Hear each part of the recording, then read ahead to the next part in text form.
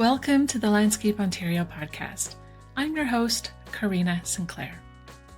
If you've already benefited from the many professional development opportunities at Landscape Ontario, you're going to love what we've got to share today. Joe Salemi, the Executive Director at Landscape Ontario, is here to tell you about the new training facility that's about to be built at the LO head office in Milton, Ontario. I've seen the blueprints and it's world class. I think it's going to open a lot of doors for the professionals across all the landscape and horticulture sectors to gain the skills they need to advance their careers and drive innovation in this industry.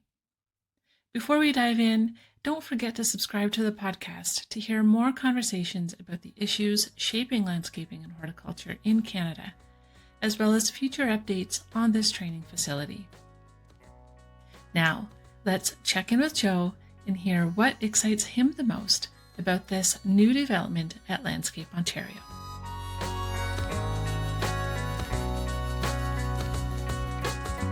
Thanks for joining us on the podcast today, Joe. I'd like to start by exploring what Landscape Ontario is. I know our members and our partners already know, but let's help everybody else understand what we do for the landscape and horticulture profession in Ontario. Sure, and great to see you, Karina, for all of those. And you know what, even our members, I think, could stand for a little reminder every once in a while. Kind of all have our own vision of what Landscape Ontario either is or what it should be in our minds. At the end of the day, we're a not-for-profit trade association, and we represent the interests of the industry. So landscape contractors, nurseries, garden centers, and those that supply product and service and equipment to the trades. And our mission is to advance the industry. And we do that in an absolute metric ton of ways. And a lot of that is through training and advocacy. And for those who might not have heard of LO's mission, I'm just going to read it out here. LO's mission is to be the leader in representing, promoting, and fostering a favorable climate for the advancement of the horticulture industry in Ontario. So when we know that that's our mission, that's guided some decisions for a long time. And I know that LO's head office has been at its current location in Milton since 1994, but the board of directors had some specific hopes and dreams when that property was purchased. Can you give me a bit of a rundown of what the plan was all the way back then? Sure. Yeah, there's a story from way back when in how Landscape Ontario acquired this property. It didn't come easy, and there was not a lot of agreement at the time, but the opportunity was right. And the board at the time had this incredible vision for this property to be the center of excellence for training for landscape horticulture in the province. And I don't know if they ever realized what that vision would look like 30 years later, but holy smokes, here we are. And so something exciting is happening to actually move those hopes and dreams forward. Tell me a bit about that.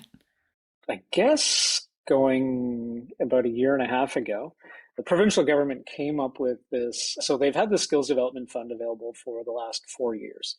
And those are funds available to allow trade associations, unions, and training organizations to be able to apply for grants to recruit people to the skilled trades, get them job ready, and then connect them with employers. So we've been doing this for a number of years. And about a year and a half ago, the provincial government added a capital stream to the Skills Development Fund.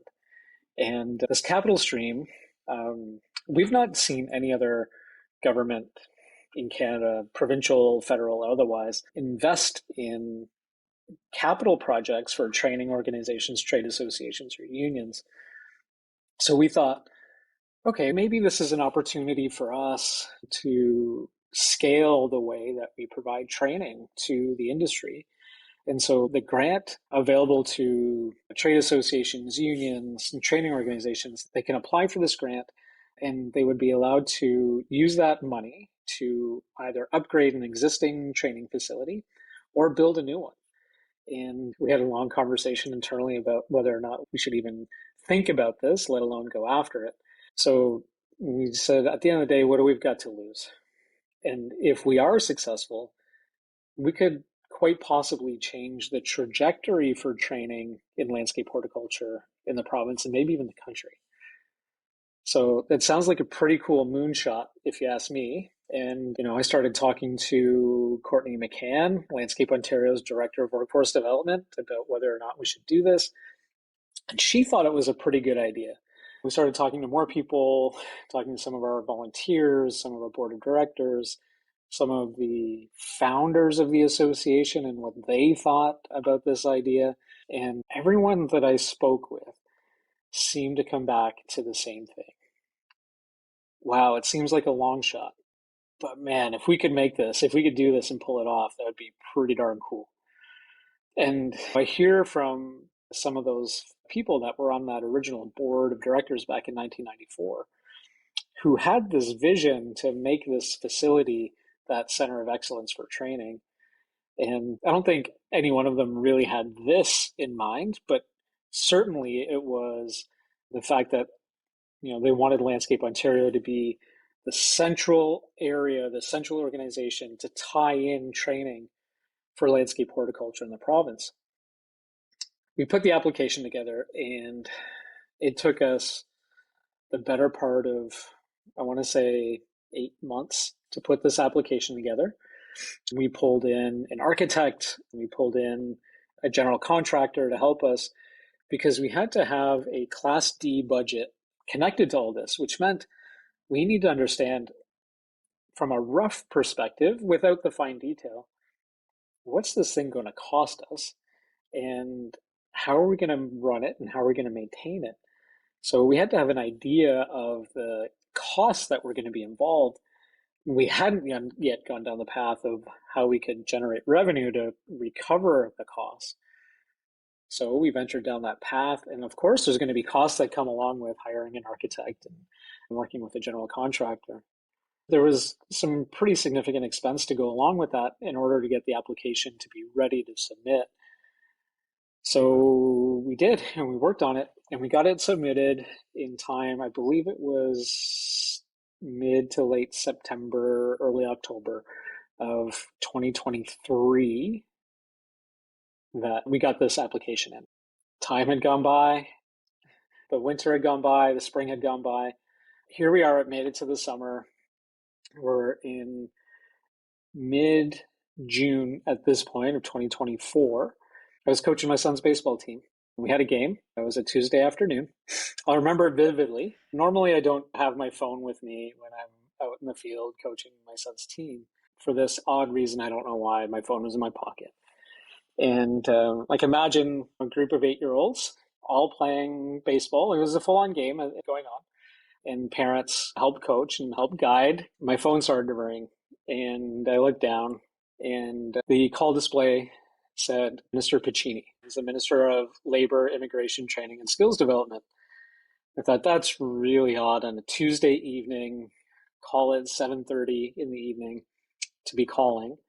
So I answered the phone in the middle of the field. And sure enough, it was the minister. And small talk is great. I'm like, okay, I'm in the middle of coaching my son's team. What can I help you with? You guys submitted the application for the Skills Development Fund capital stream. And I said, yeah. And I'm calling with some news. And I quite honestly thought he was going to say, thank you, but we have denied your application. It was just a courtesy call. Karina, doesn't he let me know that the application that we submitted, that we were getting everything that we asked for? Wow. So I'm in the middle of the field and I'm getting this news, right? We submitted a $14 million project and the fund provides 49% funding. So we're talking the better part of $7 million that he's calling to tell us about. Well, after thanking him and having some fun conversation with him, I put my phone in my pocket and I started jumping up and down like I just won the World Series. And the parents around me, the kids, had no idea what was going on, and I couldn't talk about it. No one's really going to understand. Yeah. But I felt like we just hit a grand slam and won the World Series in that moment. So right after the game, I got on the phone and started calling Courtney and some of the folks on our board of directors and let everybody know the big news, and that I was sworn to secrecy at the time. But that's a moment forever etched in my mind when Minister Piccini called to deliver the news. And it Yeah. was then, it was at that point that we said, okay, we're serious about this now. We've got it. Let's get our ducks in a row. And that was the beginning of the journey, going back to even to 2023 when we put the application together. Hmm. But once we got the news in June of 24, for us, that was okay. Let's get things moving here. Well, before we go too far, how did your son's team do in that game? I don't even know. I can't remember. It was I all a think win, regardless, right? at that point, the league that he played in that summer and this past summer, they don't keep score and they weren't tracking wins. It was all about kids coming together, playing baseball, having fun. Um, but internally, we know who's going to win that game and who's not. But Hmm. I don't remember that game. It was all a blur after that. Well, I mean, in the spirit of coming together and making something happen, that's what's happening with this training facility, right? So you've got this inner Yeah. circle, you've got your team. Besides Courtney, who else is involved in the development of the new facility? So on staff, we've got a small team that's working on this. Kathy McLean, who oversees all of our professional development series. Brendan McCrory, who is our grounds manager. And we brought on a construction owners representative, Michael Laporte. Some people may know him. He used to be the general manager at Clearview Nursery and spent a lot of time there and over 20 years there. And even over the years, Michael's helped us as floor manager for Congress. So he's helped with move in and move out, kept us organized there. And then from industry, our volunteers, it's been a little bit of a mix of a working group between Landscape Ontario's building committee, who is the volunteer group that helps maintain the strategy of this property, and Landscape Ontario's executive committee, part of the board of directors. And we created this working group so we could make some quick decisions and be agile, but also have the interests of both the building committee and the executive committee at heart. So, Mm. got some great minds working on this project. And I am just blown away that we were in a position to even go after a giant moonshot like this. They say that luck is opportunity meets preparation. So you Yeah. had that, still have that, and that has opened up the doors to create this incredible opportunity. The sun is shining down on Landscape Ontario for sure. A minute ago, you mentioned Kathy McLean, who helps organize the professional development workshops that happen at LO. So we know LO already provides a whole bunch of professional development opportunities. We support the GROW program, the apprenticeship programs. What will the new facility allow us to do that we're not already doing? First of all, it'll allow us to scale. So right now, early November till end of April, we run the better part of 140 training seminars over those months in the current facility. And Kathy tells me that we've seen consistently over 2,000 people access those professional development seminars. So for anyone that's either watching or listening, if you haven't taken part of those, definitely check out our website to get enrolled. But this training center is going to allow us to run practical training very regular basis. Some of the things that we just can't do are bigger training sessions that are practical, especially in the winter. The greenhouse that we have, while a great facility, there's lots of posts in that center, Mm. and trying to operate equipment becomes really difficult. So, not to mention that greenhouse is from 1964. So, it has its own share of needs and has been asking for a lot of TLC for a lot of years, and we've been maintaining it. And there's no reason we couldn't have made it work going forward, but this opportunity just changed everything. Instead of choosing to renovate the greenhouse, we're deciding to knock it down, and those training areas will be multi-purpose. So we want to be able to have the ability to run equipment indoors. We're going to be able to have irrigation systems that are created inside and be able to run. So we'll be able to turn them on inside, be able to work with landscape lighting systems. We're creating anchor points in the roofing system to allow for arboriculture training, climbing at heights, and rope training. So when we thought about the design of this facility, we're taking all of the sectors of landscape into consideration. We've got 10 sector groups, but landscaping means so many things. And we wanted this facility to have the ability to deliver training for every aspect within the landscape trades. And in order to do that, we hosted focus groups and we invited people from all sectors of industry. If they could dream up a training center for their sector, what would it look like? And then we tried to take all the best pieces of that and create a facility that was multi-use and multi-purpose enough that it would allow for every single one of those groups to host training in the way that they've always dreamed of. So when we try and think of, okay, what is this building going to allow us to do that we can't already do? The list is long. Right now, we can't really, I mean, we could run irrigation systems inside the greenhouse, but there's not really great drainage in there, and things would be wet for a really long time. It costs a lot to heat that in the winter, and it just doesn't offer the facility that a modern structure would. And then we're going to have a lab space, we're going to have general use space. Really, our imaginations are going to be the limiting factor on the types of training that we're going to be able to do in this facility. So, why is it important for Landscape Ontario to build this when there's already universities and colleges that offer industry related programs? So, what gap are we able to fill here? I think the critical problem that we're seeing now is that colleges are experiencing significant declines in enrollment. And I think the traditional nature of how people learn in a classroom setting, I think that we're starting to see a little bit of a shift. Mm. And generally speaking, people that are attracted to the landscape trades are very kinesthetic in their learning, right? They have an avoidance of classroom. And even for those that take on the apprenticeship program, the in-class portion tends to be the most difficult to get people to commit to.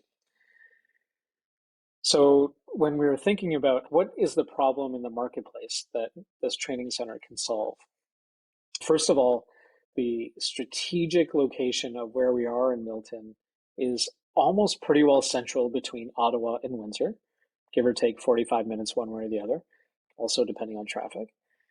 On top of that, with colleges all over the province cutting programs, we started at the beginning of the spring hearing that there was a particular college, I believe it was Fleming, that announced 29 program cuts with what's happening with the caps on international students and how the colleges base their business model on focusing on international students. I think now we're starting to see the consequences of all of that, where now we're seeing lots of programs in jeopardy. And some of the programs focused on our industry, whether it's landscape design or the horticultural technician, in some schools enrollments are down. And in one of the schools that we've been talking to, the design program's in jeopardy. So how do we fill that gap? And I think we can, first of all, as a training organization, we can certainly provide an incredible amount of opportunities to upskill those people that are currently in the landscape trades in one way or another. There's certainly a way for us to also support those colleges by offering maybe even a satellite location of those institutions here in Milton under the umbrella of Landscape Ontario and our School of Horticulture. Mhm.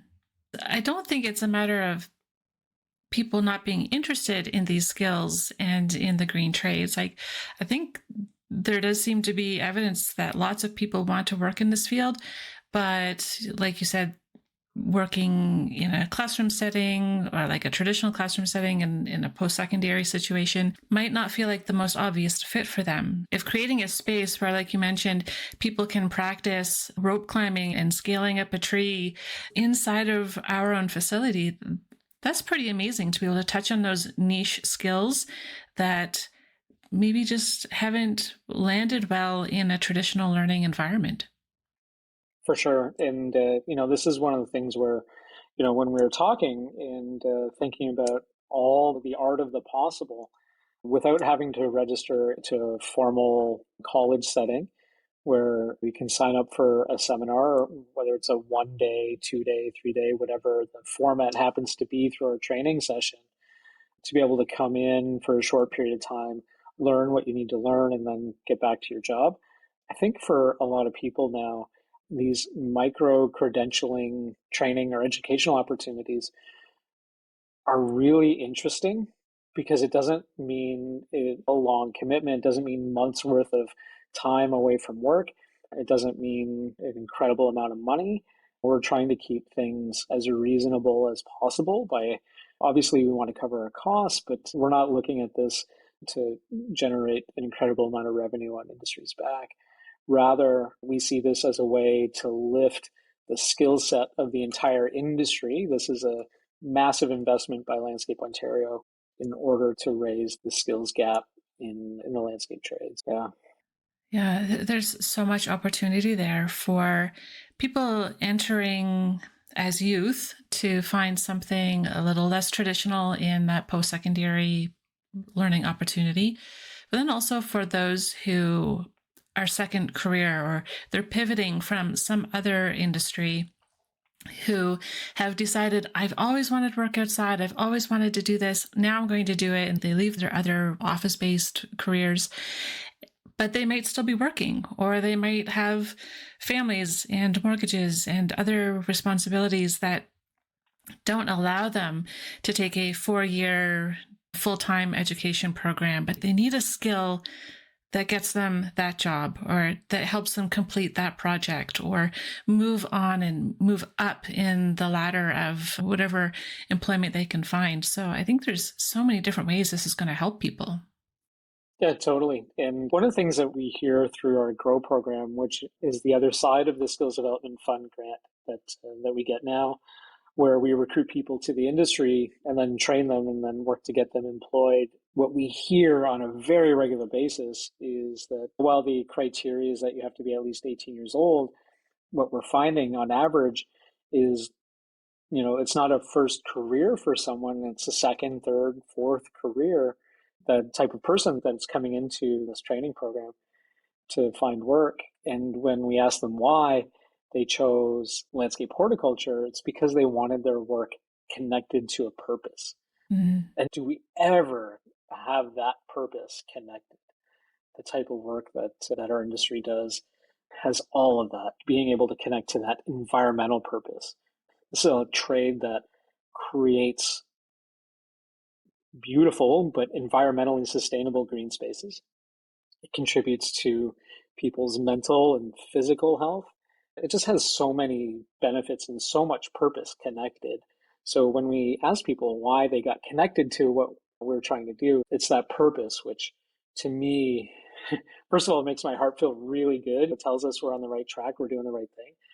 But it also lets us know where we need to focus on to help bring even more people into our fold and into our community.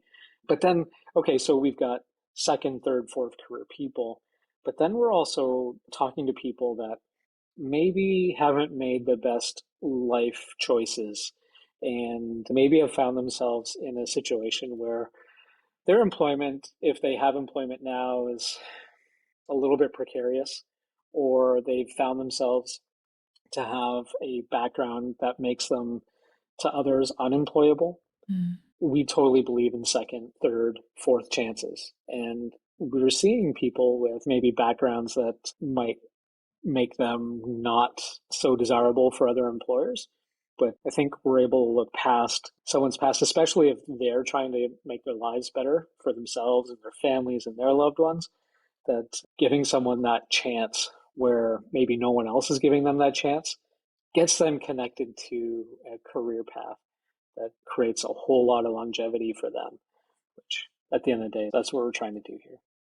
Oh, absolutely. I mean, not only are we in a position to grow these beautiful landscapes, but to grow opportunity for people and give them that space. And that is one of the things I really love about the landscape horticulture space is that there seems to be room for everybody. They all come in from different pathways and have different insights and perspectives that influence how they manage and design and implement these beautiful spaces.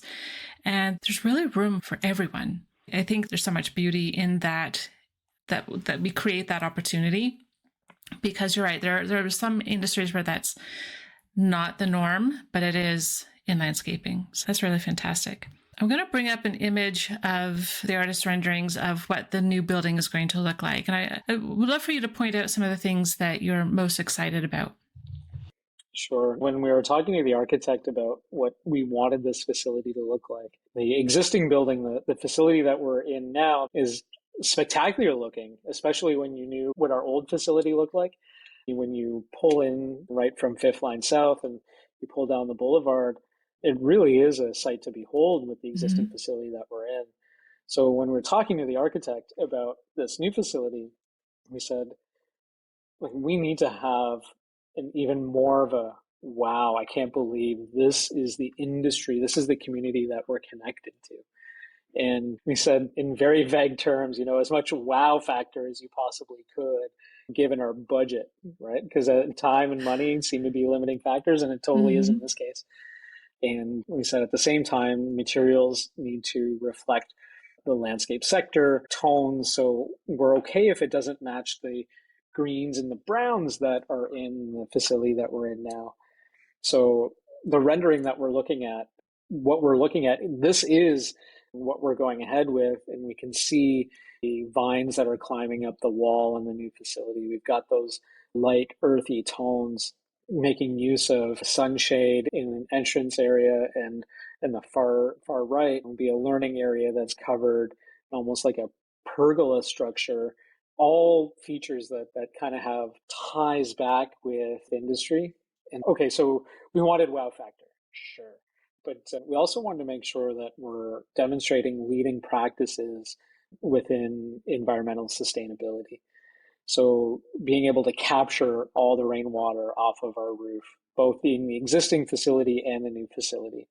So we're going to do that, and it's all going to lead back to a stormwater retention pond. So the parking lot's going to be paved, but in the parking spaces, we're talking about the spaces themselves being permeable so that we can further capture that stormwater. And we'll have trees in the parking lots to be able to offer shade for cars and as they come in and park. And so the idea here is that we create a facility that, first of all, that's highly functional and suits our needs, but can also demonstrate the leading practices within industry. So trees in structural soil within the parking lot. We see a big green space off to our right, and that's meant as an outdoor classroom that we'll be able to further develop once we complete the construction project. And so there's lots of smaller features and smaller detail to this that we're trying to incorporate that will bring even more interest and even more value to our community as we complete this project. And yeah, you'll be able to see some plants that kind of come out of the roof area there. This is meant as a seating area and another kind of area to kind of get together and learn. Okay, I was wondering about this view because I'm guessing this is a courtyard on the second floor, like an upstairs patio. Yeah, it's really meant as like a quasi green roof, but it's more like vines that will hang over. Yeah, not really as like a seating area on the roof, but just another way to add interest and provide more green to the building. Fantastic. And then we can see here that there's a second story to that part of the building, which doesn't exist right now, but that means more space for additional classrooms. And you mentioned labs. Yeah, so we'll have some lab space up there, some office space, but we'll also be including a podcast or a recording studio. So something that we saw in the town of Milton and Halton Hills that doesn't really exist now, to have a high-end, top-class recording space. We've always had the vision to be able to have that within our facility. And as we were putting this together, we realized if we're ever going to do it, now's the time. And we'll just have it built in as part of the new facility. We'll be able to do podcasts like these together, and we'll be able to do video recording and all kinds of things in that studio. There's lots of things that we can use our imaginations on to bring that to life. And is that something that Landscape Ontario members would be able to book and create their own content in, or is it entirely for Landscape Ontario to operate out of to create content for members? So on top of utilizing that studio for our own needs, we will make that available to members and organizations outside of our community. So we'll have a full rental program that you'll be able to rent that space and use it for your own needs. And from a technology perspective, we're going to try and make it as plug and play as possible. So really, if you brought your laptop with recording software, everything else will just plug right in. That's really great. I think there's a lot of our members who recognize that by building their audience with social media and an online presence, having those authoritative building pieces like how-to videos and before and afters and conversations with other industry leaders, that's a great opportunity for them to build their brand by coordinating and connecting with Landscape Ontario through their membership. Yeah, absolutely. And the whole idea is to bring in as many people as possible to be able to maximize the use of this space.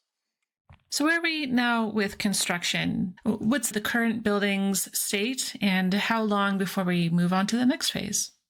Sure. So it took us quite a long time to nail down the design phase of this project. So we're officially out of that, and I've signed the demolition permit for the greenhouse. And it looks like we're working towards a date on the back half of October to actually start construction. I think we're targeting the week of October 20th as a construction start date for demolition. So once demolition is done, we're going to move full on into getting the footings ready for the building and pouring concrete and that kind of thing. We're hoping to move forward with this. We're less than a month away, I think, from when demolition is going to start. Okay, so things are happening pretty quickly. Will the demolition affect any of the existing professional training opportunity that's already happening at the head office? Yeah, great question. Thankfully, we're working it out so that no, the demolition and the construction of the new facility won't impact our operations to the existing facility. And we're going to try and make that as seamless as we possibly can. That said, when we're taking out the existing concrete slab for the greenhouse, there's going to be a lot of jackhammering that's going on. You all know what that will sound like and what that'll feel like. So we're going to have to live through that for a little while. But the idea is to make it so that our current facility is in full operation. So we'll be able to have full ability to run all of our typical professional development series through November onwards through the end of April. Well, that's great that there's not a real interruption there and the learning can continue as expected as we've had built a reputation on.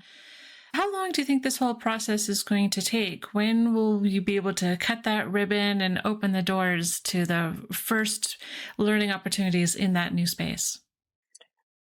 Based on the construction timeline that we've been working with our construction partner on, it looks like shortly after Landscape Ontario's Congress trade show and conference in January of 2027, that we'll be able to move in and have a big party to celebrate the opening of the training facility and start training by February. Amazing. So many things to look forward to. How can members or the general public continue to learn more about this exciting project and stay on top of the latest updates? So from what I understand, we're going to have a resource page on Landscape Ontario's website that you'll be able to follow along. I know that as construction starts with demolition, we're going to be posting some time-lapse photos every once in a while, so be able to see the progress as it happens, and we'll be posting to that web page often to keep everyone up to date. So you'll be able to follow along, and it'll also give us an opportunity to document the building project as we go through and near completion. Karina, one of the things that the Ministry of Labour, Immigration, Training and Skills Development asked us to do as part of this project is to maintain the names of all of the skilled trades professionals that works on this project. And I thought, wow, what a really cool opportunity to be able to take inventory of all of the skilled tradespeople it takes to put up a facility like this. And that includes all of the people that will work on the landscape of this property to finish it off once the construction's done. That's a list I'm looking forward to seeing at the end, is just how many skilled trades professionals it takes to create a project like this. Yeah. There's a lot of invisible work that happens in a project like this. And I think of it sort of, when you watch a movie and the credits roll at the end, and the people who are on the screen during the movie get all the credit, but there's 1,000 people working behind the scenes to make all that come true. So I think that's really great that we have this opportunity to recognize all the different trades and the impact they have on creating a training facility that's going to have even greater impact on the landscape trades. So it's this wonderful full circle. Totally. Yeah, you absolutely nailed it. And I think it's one of those things where, the impact of this facility on the industry is going to be significant, but also during the build out of this facility, the amount of construction jobs and landscape jobs that are going to be created as a result of the project and process. To me, that's exciting too. And being able to partner with the town of Halton Hills and the town of Milton on some exciting projects around the facility as well are in progress at the moment too. So we're able to partner with the community to be able to get even more value for our community in this training project. I love it. We don't work in isolation. Yeah. It's all about No. collaboration. Well, Joe, thank you so much for giving us the sneak peek behind this big project that's going to happen. I know lots of people will be watching keenly to get updates. We will be doing update episodes later in the podcast as things progress. So I hope our listeners stay tuned and check back in to see what's happening, because this is for you, Landscape Ontario members, and for people in Ontario who are interested in working in the landscape trades. This is going to be such a great spot for you to come and be part of the community. So, Joe, I'm going to let you have the last words about how you want to welcome people to that space. Sure. It's often how I welcome people to the space that we're in. This is a community center for the landscape trades. The coffee's always on, so please come. And, if you need a place to make a few phone calls and catch up on some emails, this is the facility that's here for you, centrally located. But one thing, Karina, and I think, this is for sure, we're going to change the trajectory for training for the landscape trades in the province. But I also believe that we're going to see people from the landscape trades throughout the country come and use this space to get better at what they do every day. So it's not just for the community here in Milton or Ontario, but for the entire country. And if I could offer a welcome, it would be to all of the landscape trades professionals across Canada, that this can be your home for training.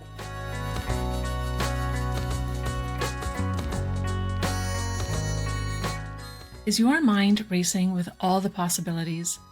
There's going to be something for absolutely everyone at the new training facility, and Landscape Ontario members are going to benefit from access to all the different spaces, from the studios to the greenhouse to the labs and classrooms. If you've got ideas for potential workshops, let us know. Send me an email at podcast@landscapeontario.com. Thanks for tuning in today. I'm so glad you're on this journey with us. Be sure to subscribe to the Landscape Ontario podcast to hear future updates about how construction is progressing. And until next time, keep growing.